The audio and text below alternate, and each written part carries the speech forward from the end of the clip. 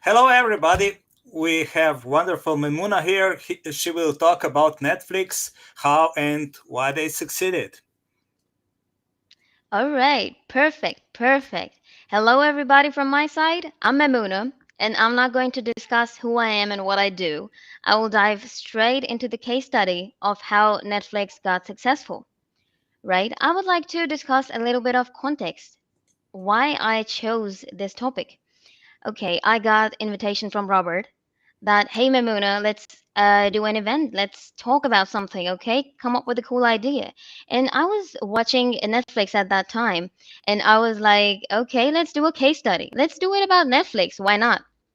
Yeah, When I excellent. started doing the research about Netflix in the start, and I got to know that projectedly they are going to be worth 370 billion by the end of 2024. I was like, okay, I need to I need to think about it because me and the people I'm going to be seen by, they are all emerging business owners, right? Or business owner aspirants, maybe, right? Many people have idea, they want to do something, but it wouldn't be very relatable.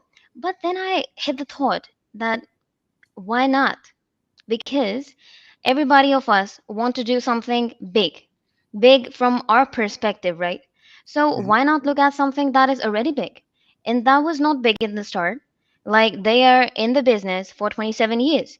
And from where they started is not even comparable to where they are today. So let's go and do that, right? Excellent. And learn from them and just talk about them. So, the thing that I'm going to discuss today is the financial standing, the position of Netflix from 1997 August to December 2024. They were worth $250,000 in 1997, and by the end of 2024 they're projected to be worth 370 billion. You see the gap here, right? Yeah. The gap is Yeah. enormous, enormous. And this gap actually started from the minds of two failed business owners. You know, the owners of Netflix, the founder and co-founder, they are two guys. One is named Mark Randolph, and the other one is named Reid Hoffman. And Reid Hoffman is the guy who had run a business called Pure Software from 1992 till 1995, and he sold it to another company because it was a failure, right? So it was not their expectation that they would come up with something big. These guys were friends, they were working in same area, and they used to commute together. Like it was Reed's car, and Mark was traveling with him, going to their offices. And on each day on their way, they used to come up with ideas and think about it. Their commute was their brainstorming sessions. And one day, Mark came up with the idea that why not we put the DVDs in the post, and they are received by the customers, and they post it back to us. And Reed was like, okay, I don't know because I don't trust my post, right? America's Post, it was still, they handled their packages with so carelessness, right? Mhm. That they were like, okay, I don't know if that's going to happen. And here, like I was hearing Mark's podcast, right? And he said that that day I was hit with a ridiculous idea. I thought my idea was ridiculous. And every idea is a bad idea. We just don't know yet why is that one bad. Only one thing is there that you can do is to test your product or service as quickly, as cheaply as possible, Yeah. right? And that's what they did. They were on their way to their offices. They turned back their car and they went to a DVD store. They bought a DVD. I know you guys are here. Okay. So they bought a DVD and they put it in an envelope with a greeting card, and they sent it to Reed's address, right? And Mhm. they were like, okay, fingers crossed. Let's go to our offices. Let's wait until tomorrow. and they waited until tomorrow. That day was, let's say, the realization of their idea day. They tested it only in one day. And he received the envelope next day, read, on his house address. And Mm-hmm. he was like with high speed heartbeat, reaching his mailbox, opening it, is the CD in one piece. Yes. Right? And when he opened it, it wasn't one piece. And he was like, okay. He called Mark, like, okay, man, let's go on it. Let's dive into it. All Mm-hmm. right. When I reached this stage in the case study, I was like, okay, like I'm getting DVD at my home address. That's cool. But DVD rental? I don't think so. That the DVD that I got in my mail with no effort, right? I'm not going to like return it, Yeah. right? Why am I going to return that? And then I hit the fact that Mark was the idea guy, but Reed was the brain guy because he came up with the strategy of the subscription. He found out a problem that was in that existing market. The existing market was not only having the problem of going to the Blockbuster stores, the business that was doing this thing at that time, but also they hated the late fees, the late return fees. Mm-hmm. Because at that time, their competitor, actually, no competitor, there was only one business in the business called Blockbuster. They had 9,000 stores across US. They were a really big business. So what they used to do, they used to rent DVDs or other cassettes. I don't know if you have seen that, but I have seen that from my grandfather's. Um, I don't know what ceremony was that, but they were a big cassette, right, of this size, and they Yeah. used to And rent that that our thing. goals. Yeah, yeah, that one, and they used to rent that, and people would go to their stores, buy that stuff, go back to their home, watch the movie or movies, whatever is feed in that. Mm-hmm. And they would get back to the store, return it, right, and get their money back, the deposit back. And if for some reason they are late, they will be charged with a big late fees. And Mm-hmm. people were not liking that. Like Mm-hmm. he himself, Reed himself, didn't like this stuff. And he was like, okay, why not we take advantage of this emotional cloud in the market, right? We will offer our DVDs by post with no late fees, Mm-hmm. right? And the Mark said, how are they going to return it back? And he said, we will put it on subscription, right? And their subscription was so clever. You know, they had a plan that you get a subscription of 1 month in XYZ amount of money, right? And in this period, you can watch unlimited movies. You can have unlimited movies from us, but three DVDs a month. On a You time see? at once, you Yeah, mean? at once, Yeah. at once. Yeah. Yeah. Yeah. Yeah. At the same time. Yeah. Great. Great. Yeah, This is genius idea. yeah, yeah. The Italian gesture. Yeah. So it was like, okay. I was like, right. So I ordered three movies. I got three DVDs, right? So I Mm-hmm. have them. I'm lazy. I'm thinking, okay, I'm not going to return them. But then I would hit the thought, I have paid for the whole month. I can watch unlimited movies. Why not Mm-hmm. watch unlimited? Just watch three. I need more stuff for my evenings. And that emotion would drive me to return my DVDs, Yeah. right? Yeah. And that thing made 90% of their customers to return their DVDs. They returned them, they Mm-hmm. fed other movies into that thing, and they Mm-hmm. returned it to their customers. And their loyalty from the first month of their business was really high. And there is very funny event at the day of their launch. Like they marketed themselves at a business that does not charge any late fees. And people were so driven towards their business that, okay, and one more thing I forgot to mention. They published a website, Mm-hmm. okay? At that Mm-hmm. time, internet was at the public introductory phase. Mm-hmm. right? And their competition was so less, and everybody was trying to access the internet. Mm-hmm. Okay, so they made a website.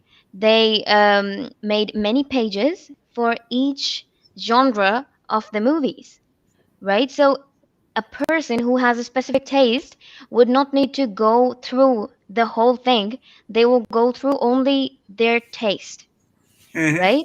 And their website crashed on the first day, right?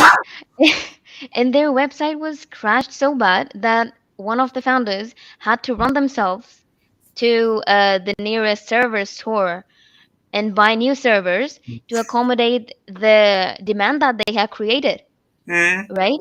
And from the first month onwards, their churn rate was so less. Like it was at the bottom. Nobody was leaving. It was a new idea, and they Mm-hmm. had capitalized on it hard. So in 1997, they made $250,000. Okay, in the profits. And in 1998, something happened, right? That thing. Okay, I sent you a graph. Do you have that with you? Yes, I can share it. Yes, Yeah, just a share second. it. Pull it on the screen. We'll talk Yeah. data today. Okay. All right. So while Robert does that, I will tell the story of how the CEO ship changed in 1998. In 1997, Mark Randolph was the CEO, and Reed himself was working somewhere else. Okay, he was on 9 to 5 and trying to do his own business.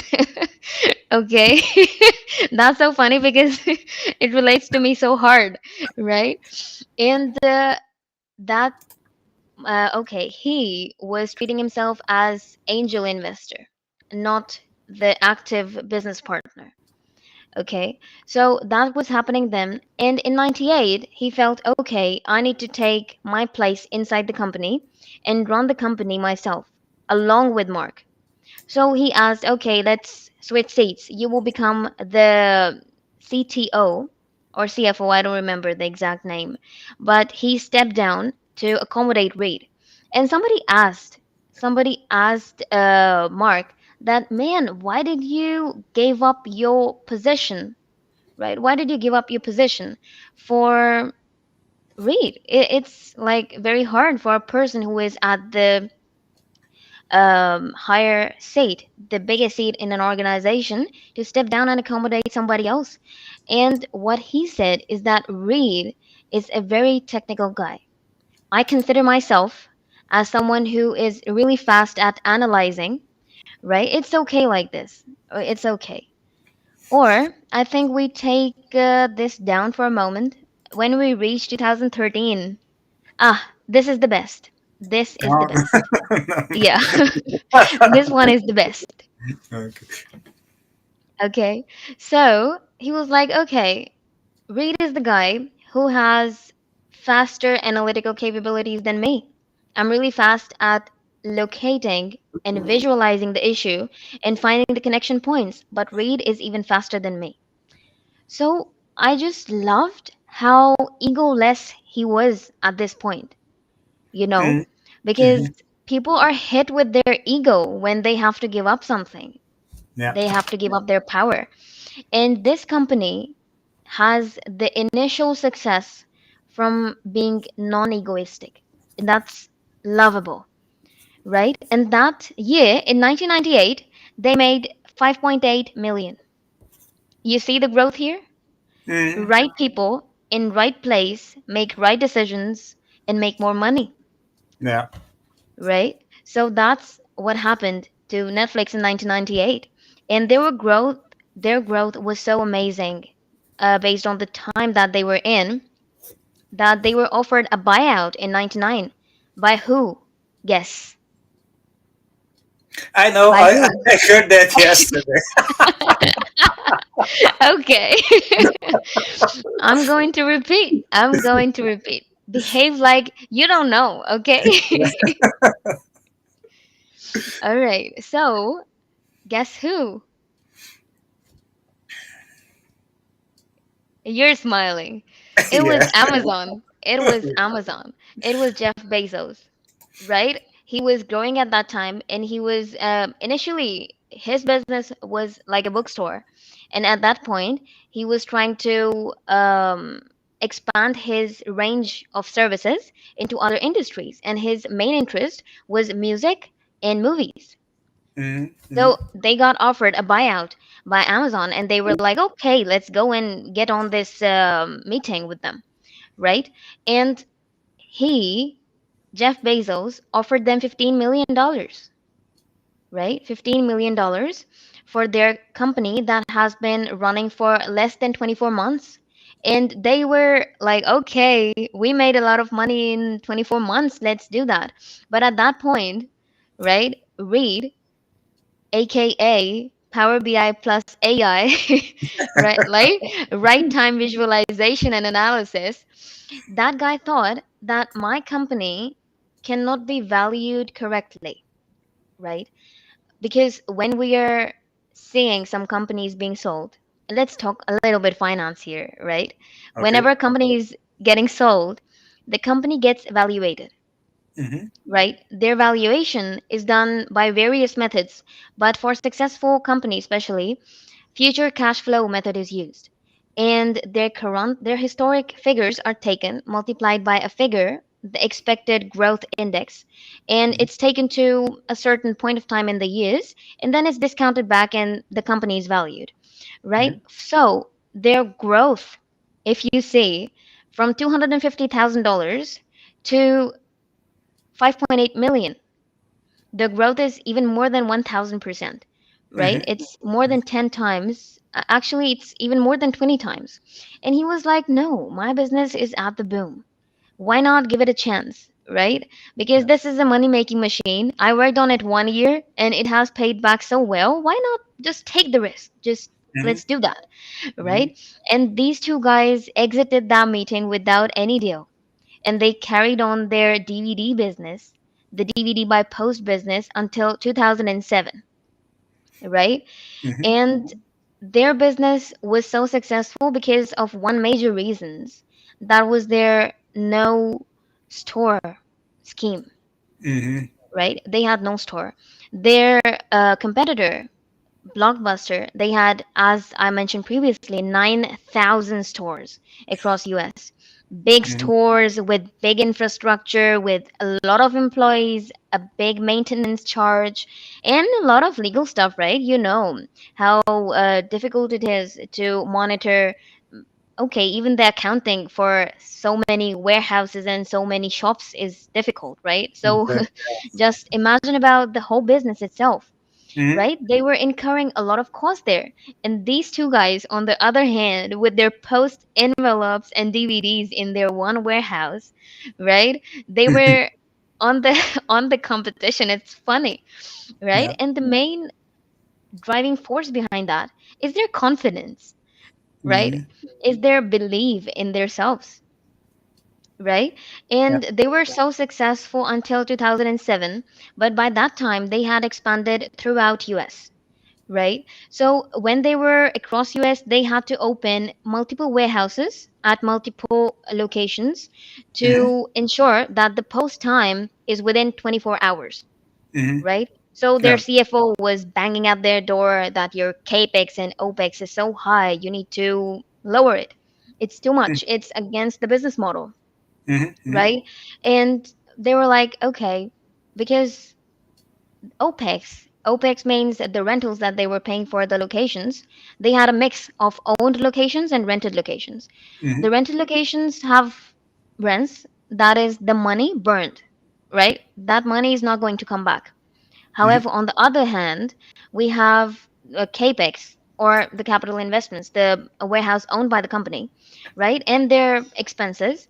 We think that the usual people think that when you go into real estate, when you have a piece of land and a building on that, you have capital gains, right? You're going to make money anyway on that. And that's not the money burned, right? That's what people say. But it's not really a case in case of a running business. The return that you can make by putting in the money that you have in the business is nowhere near to the capital gains that you're going to make from that ownership, right? So at that point, something good happened for them that they didn't even do themselves, broadband came into existence, right? Broadband Mhm. internet. Yeah. And that thing made the online video streaming possible. It made for them possible to stream all of their videos, all of their um, movies and dramas and seasons on the internet. They didn't Mhm. even need DVDs anymore, right? And Yeah. that's what they did. There were some ups and downs. Okay, the Quickster story and that thing, but we will discuss it on another time, right? So at the moment, we're just focusing on success, but we don't have to forget that with everything coming together in place, there are also many, many things going out of the planning, right? That Mhm. are going against us. But they handled that and they went all online. Going all online did wonders for them. Like they were known only in America, right? And they were incurring a lot of costs. They were not known globally, and they were not so flexible for everybody because posting it back was not everybody's thing. People are becoming more and more lazy with the passage of time, Mhm. right? Yeah. So they went all in on online streaming, and that worked wonders for them, right? Just look at the figure that we have here.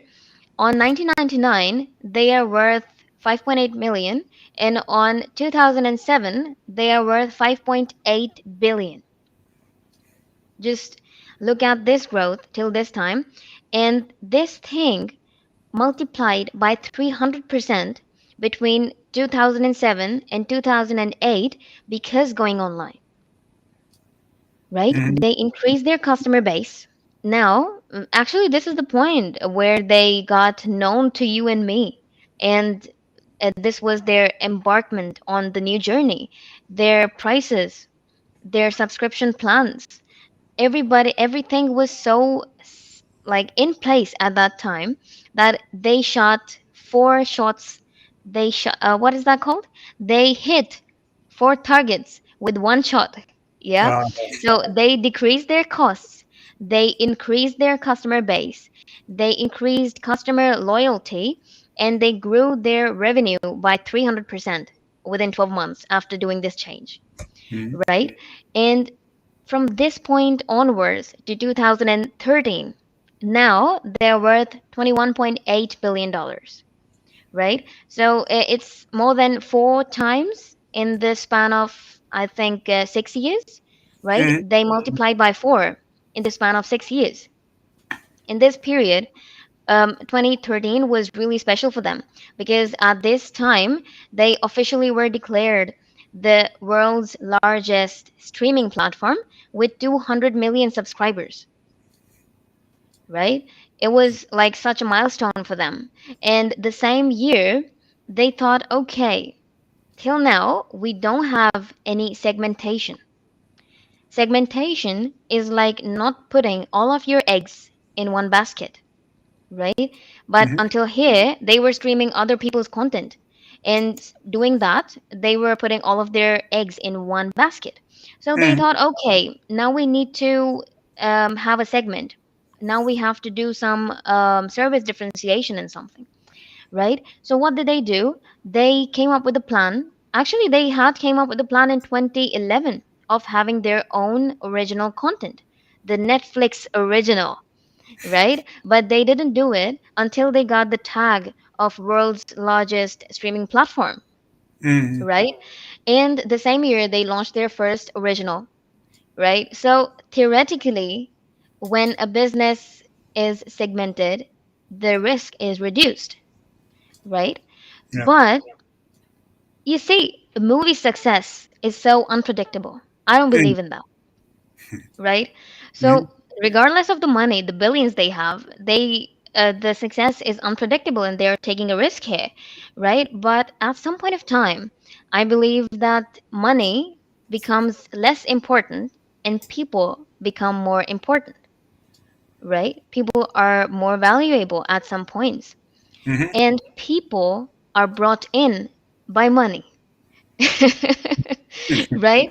And for them, those people were DreamWorks Animation, Shrek, right? Yeah. Everybody knows Trek. They are the one who made it, and they knew the work they did. And they, in partnership with Netflix, made the first original. It was a hit, and then they kept doing that thing.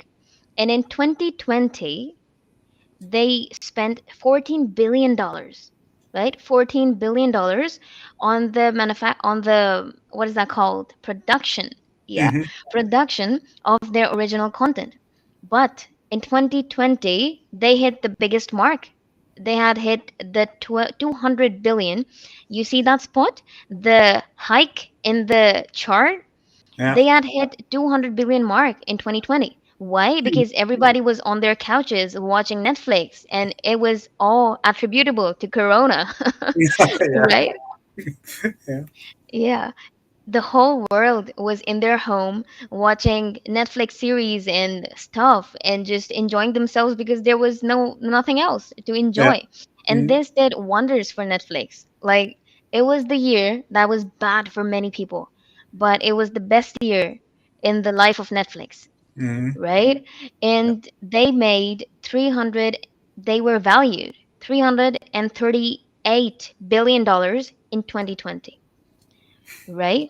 And it Hmm. was so big as compared to 2013. Like, just compare 21.8 billion and 238 billion. Hmm. That's exponential, parabolic, right? Yeah. It's going so amazing till 2020. Everybody's thinking, "Oh my God, my money invested in Netflix stocks is my best decision," right? Hmm. But it came down. Every success is not smooth. It comes Hmm. down. It came down in 2022, right? When people started going back to their offices, there were no so many watches, the binge watches, right? Hmm. Okay, we're not talking about the people like me who developed their habits in 2020 and they're still carrying those habits. Right? It's so funny, but so many people returned to their offices and I started remote. So, but I enjoyed that decision. That was my best decision, right? So, going back to the topic, they had to increase their subscription price. Why? To maintain actually their revenues. Hmm. All right. Yeah. I think my battery's running low. Give me one moment, right? I will plug my charger in. Don't mind. No problem. No problem.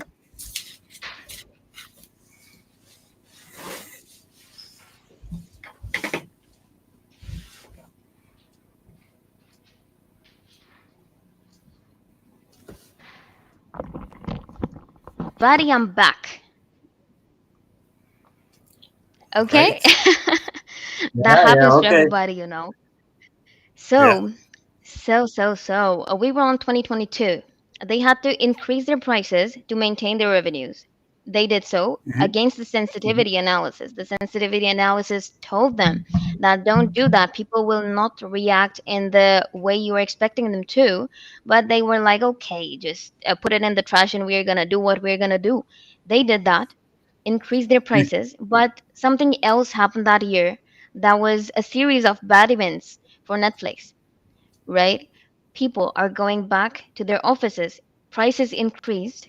Customers are not settled. Okay. Disney took its content back. Disney made Disney Plus, and they Yeah. were having the licensed streaming contract with Netflix, and they took it back. They were like, "Okay, man, I have my own thing now. Give me my thing back." Right? Hmm. And that's what they did.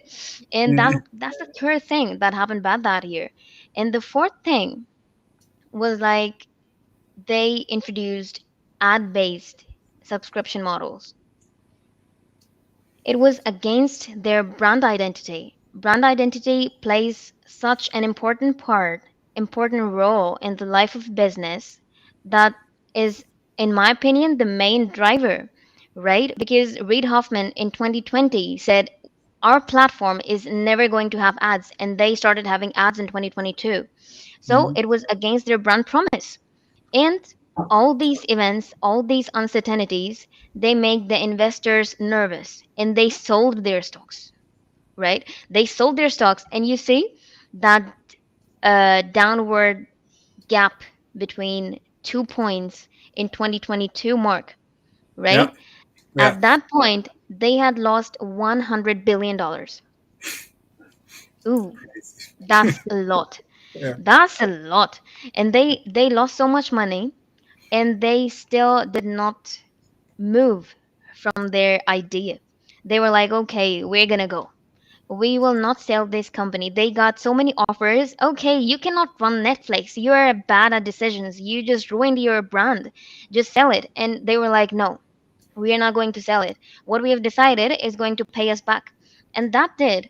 In 2023, the ad support model, it was welcomed by people because in 2022 many competitors emerged as well, and they were giving cheap subscriptions, right? So Netflix thought, okay, maybe we are going to derive money that we are charging only to our customers from the ads. So the people who are running the ads will pay us, and we will lessen the subscription fees, right? Initially not so welcomed, but also in the next year it became very, very welcomed. And what happened then? The customers started rolling back to Netflix. The Indian competitors that were very low on subscription, they were snatched the people back from, right? And they were going back to Netflix because of its quality, because of the content quality and XYZ. And in 2023, they again hit the mark of 283 billion, right? So 238, then 134, then 283 in 2023. That's so fast of a switch, right? Hmm. That is so amazing in life of a business that amazes anyone who looks at that graph, right? They remain steadfast on their brand ideology, their business ideology, and that paid back, right? It was all coupled with the foresight, the decisions taken based on data fast, Hmm. right? And in 2024, they are projected to be having a valuation of 370 billion. That is almost, if compared to 2022, twice, almost twice of their valuation, more than twice Hmm. actually. Whereas 138 billion and whereas 370 billion, almost 230 billions apart, right? Hmm. This is like making wonders happen. But there's one very interesting takeaway that we see a lot on LinkedIn. That thing played a really important role in this growth, and that's AI. You know, AI was integrated in Netflix in 2022. Their suggestions were very sharply modified for each user. Okay, we used to have the suggestions before as well, but they were not just for us. They were not just for a specific person's requirement. The algorithm was guessing, now the algorithm knows. And that Hmm. thing just changed the game for them. And they played the game that their competitors couldn't play, right? And this game made them so successful that almost tripled their wealth, tripled their fortune. And that's how the Netflix is here today. In my opinion, if you say, how would you close it? Like, what did they do? They were courageous, two courageous guys taking fast decisions, Hmm. right? That is the first step in their success. Then, not giving up with shiny objects, right? In 99, you see $15 million, and at that point, I think $100 could buy you a lot of stuff as compared to today. That's 10 times more than today's worth of $100, right? Yeah. And they were at that point going to be millionaires, but they were like, okay, no, we're gonna stick with our thing, and they stuck. Then they made the decisions that were financially aware. They were never at one point bad with their financial decisions. Okay, some business decisions went bad, some ideologies went bad, but they made up quickly because of the good financial awareness, right? They just rolled back really fast whatever they were doing as soon as it started making them losses, right? Hmm. And at the end, they never gave up on technology. If you see this business, its whole life is based on their friendship with technology, Mhm. right? With Yeah. every advancement in technology, they capitalized on it. Yeah. So the main lesson is to be courageous, become financially aware, and ride the tech ride. Okay, Yeah. that's it. Okay. I also heard some other advice in your explanation. For instance, Hmm. for small entrepreneurs that just start, uh, Hmm. drive with your partner and brainstorm ideas. Because if Yeah. you're Hmm. working and if you're concentrating on the stuff all the time, then you will come with better ideas. And if you are also quick, as you said, to try to implement them, you'll have a lot of uh, error and trial, and something will succeed, because people think, okay, this is this company, it succeeded, and how could I do that? But usually it's not the first attempt. It's always the trial and error, and you Yeah. It's it's usually the 20th attempt, right? yeah, It's yeah, usually the 20th. yeah. And yeah, really, because you just made me remember one more point from his podcast. He was saying that we were like, okay, we need to test things. Test in a month. That's the shortest period that we can do, right? Then I was like, no, test it in 2 weeks. Hmm. On the next test, we said no, test it in 1 week.